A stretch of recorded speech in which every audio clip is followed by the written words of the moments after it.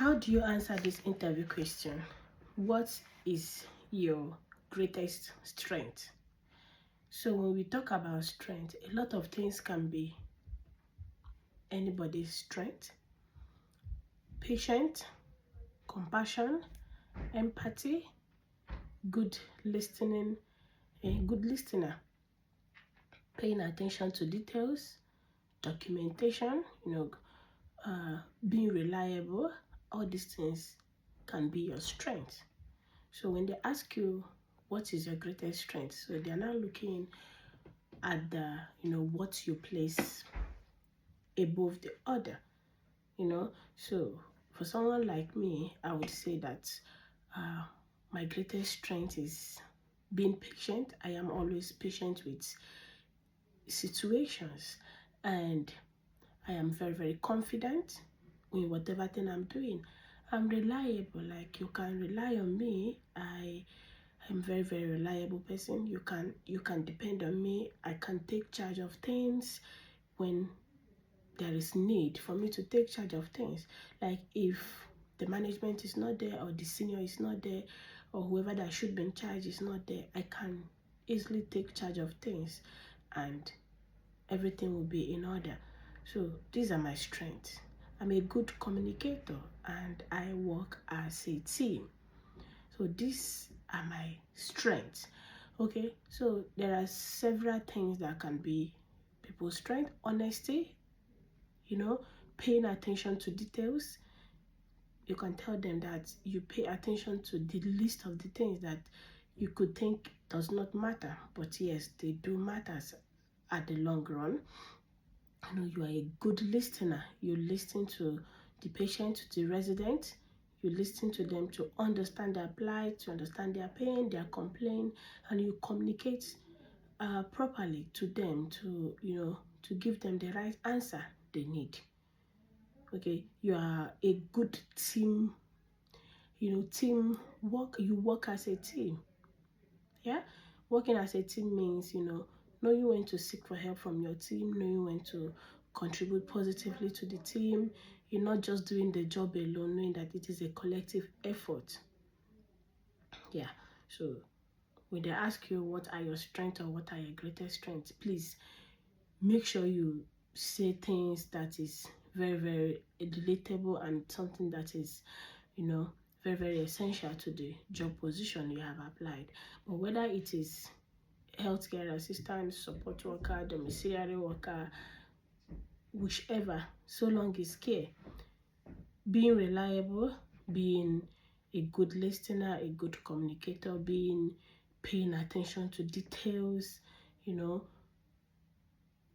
being patient, having empathy, compassion.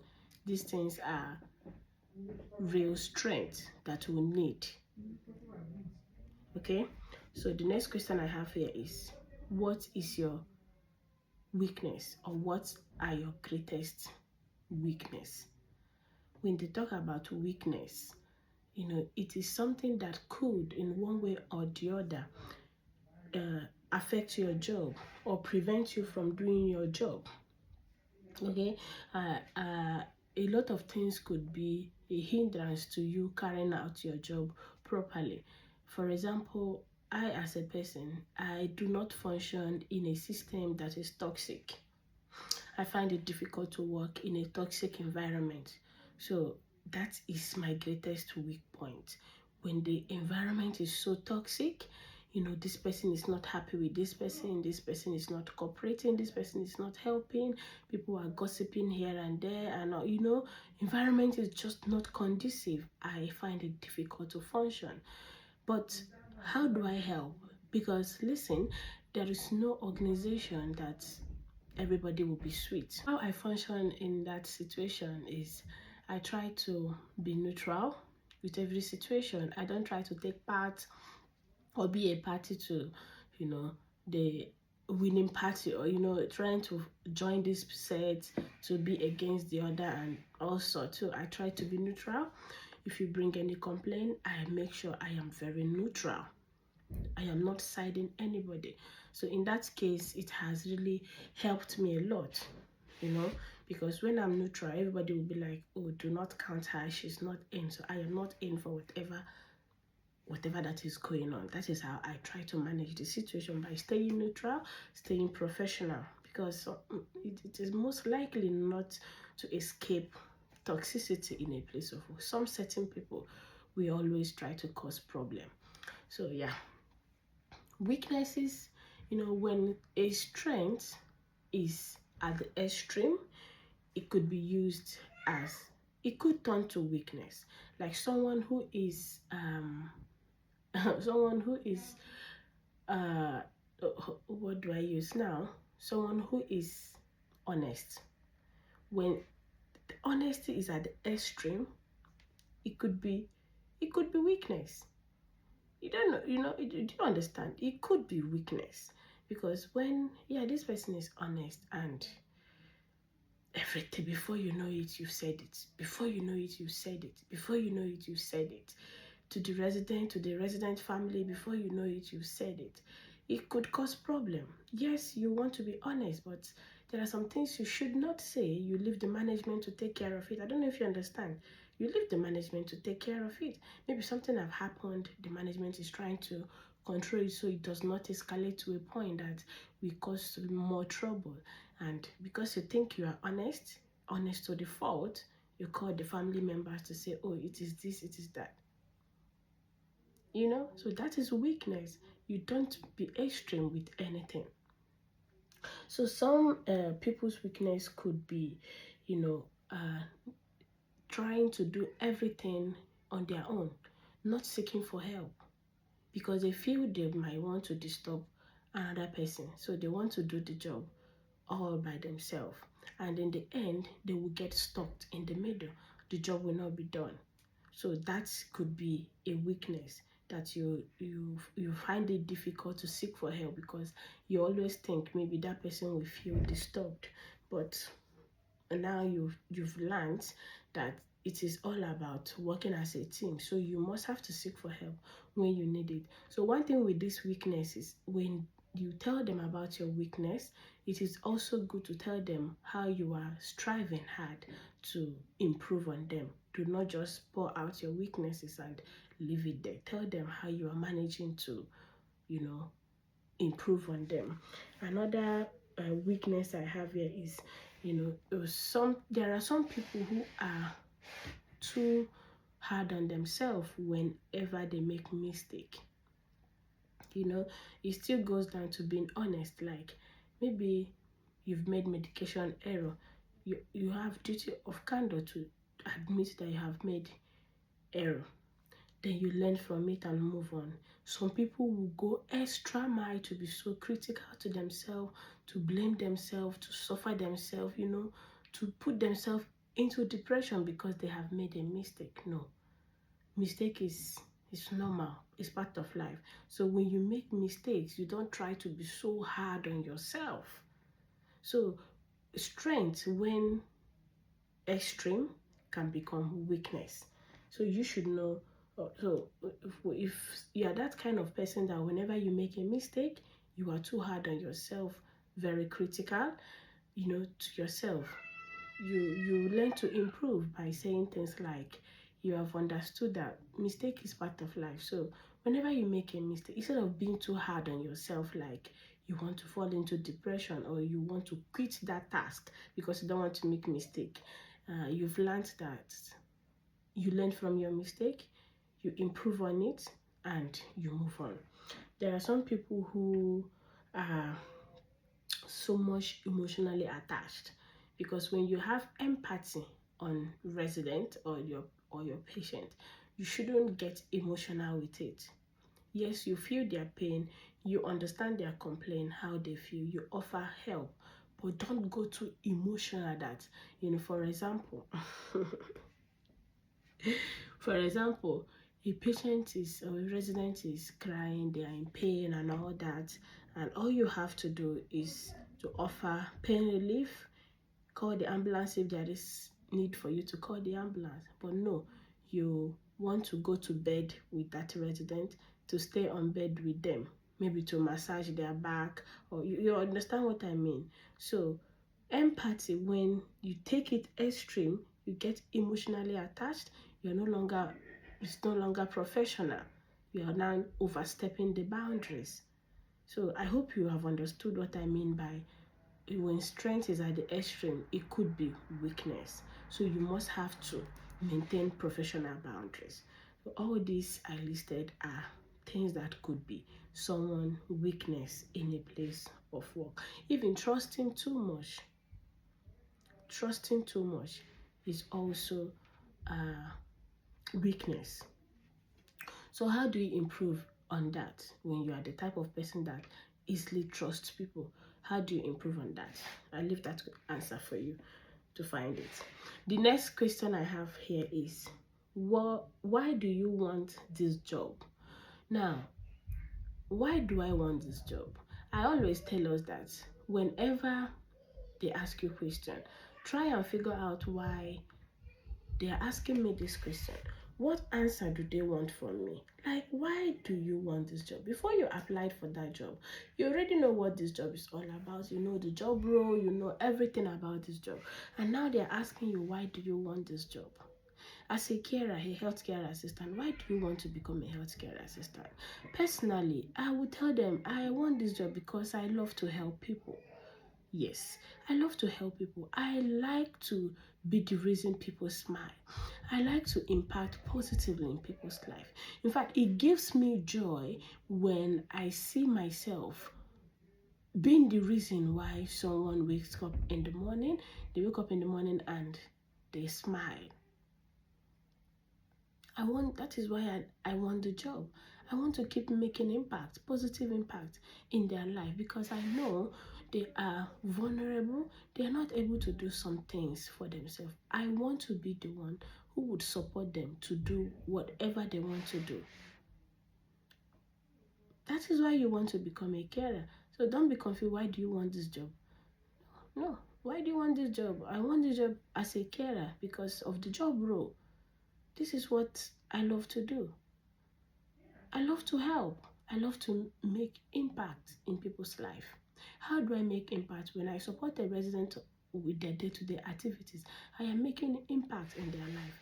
I'm the reason why they are staying long in good health. Why? Because I make sure they take their medication, I make sure they eat their food, I make sure they have good shower, I make sure they go for activity, I make sure that they are good overall. Their well-being is well managed. That is why I want to do this job. Does that make sense to you? Yeah, so that is how to answer it. You love to help.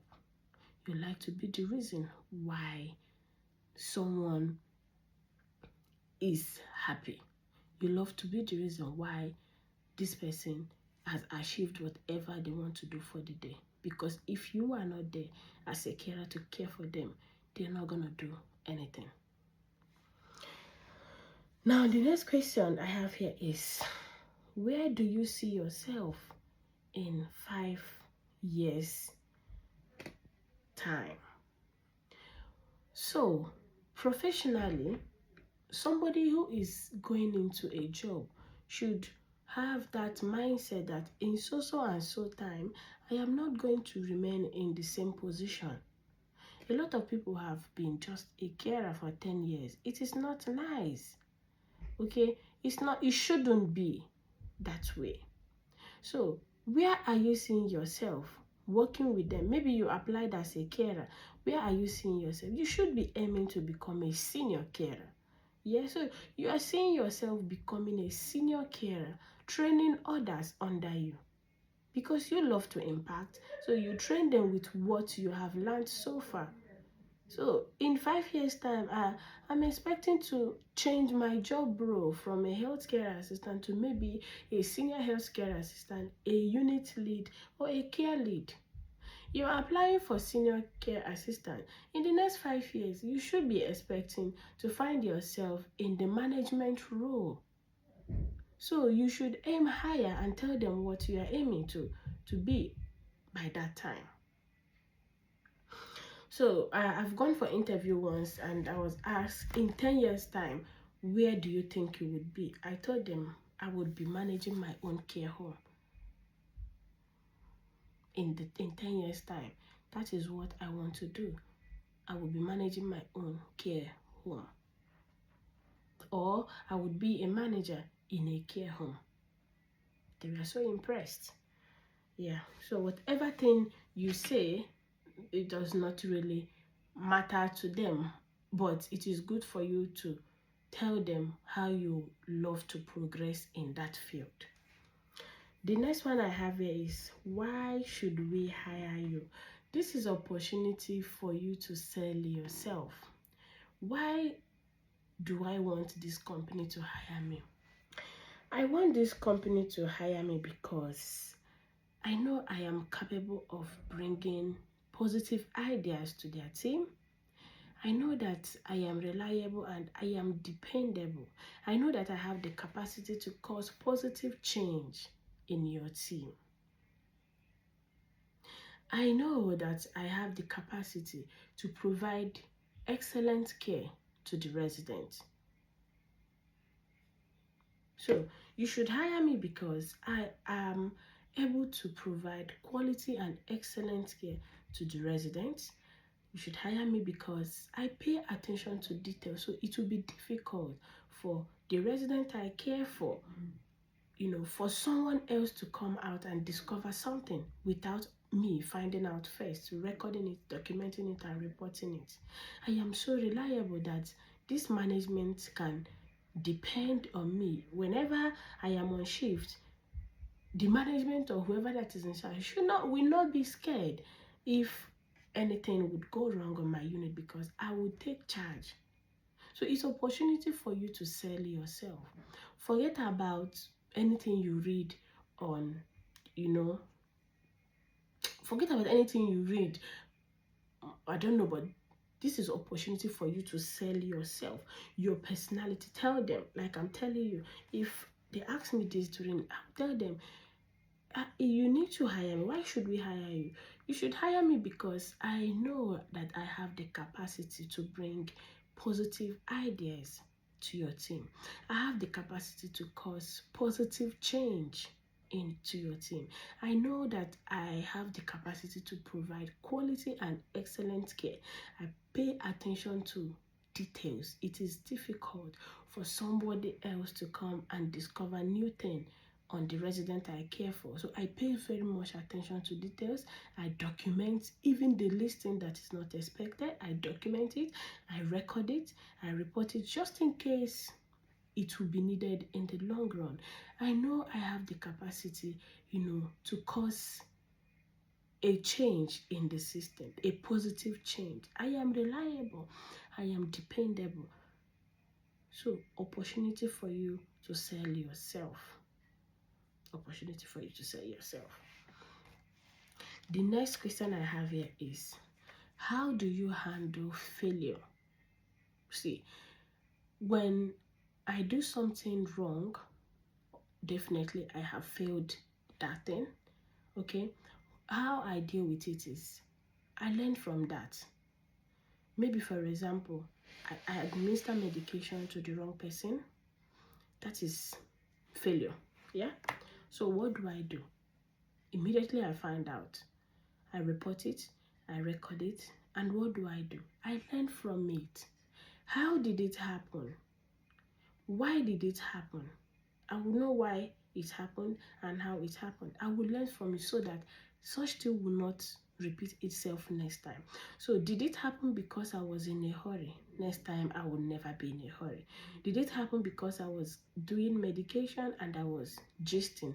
Next time, do not disturb. I have to mind my business until I finish that medication.